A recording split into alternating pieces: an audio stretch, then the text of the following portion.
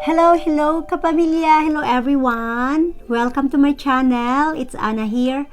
Today is December 18 and it's Wednesday, and we will open together my advent calendar number 16. Yay!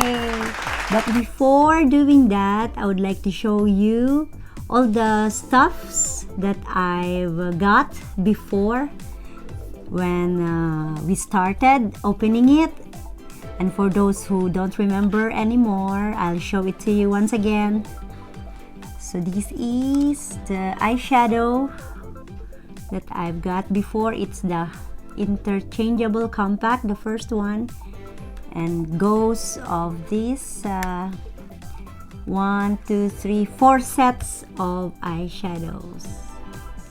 And I have the lip liner,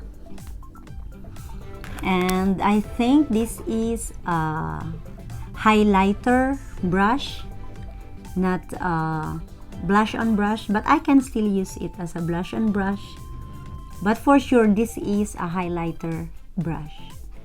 And I have the pencil sharpener, I've got this one, and I have this nail polish, beautiful color. Look, wonderful color, I love it so much. And the lip gloss, and the blusher, the beautiful tint blusher, nice blusher. And a bronzer, and a highlighter, of course, because I got the brush, nice color highlighter. And 2 sets of lip balm, first this one and the second one. Okay, hope you like all the stuff that I got, and I'm so happy it's almost completed, my makeup kit. So let's start without any further ado. Let's open it. Let's get it started.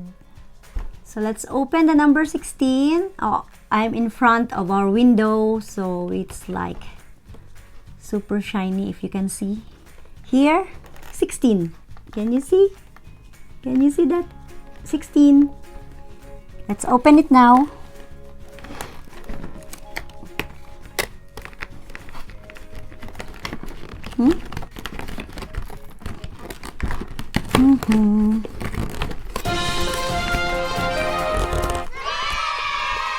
What is that? Another set of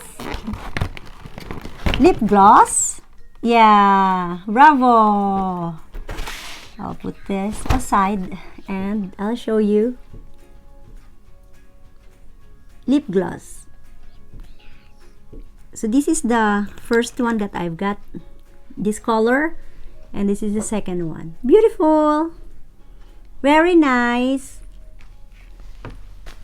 Hope you like it today, family. So that's it for today, and I'll see you tomorrow for number 17.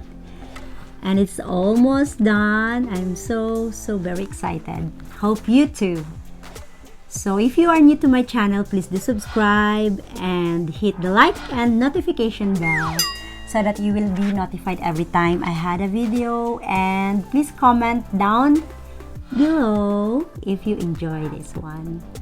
Thank you so much for tuning in, family.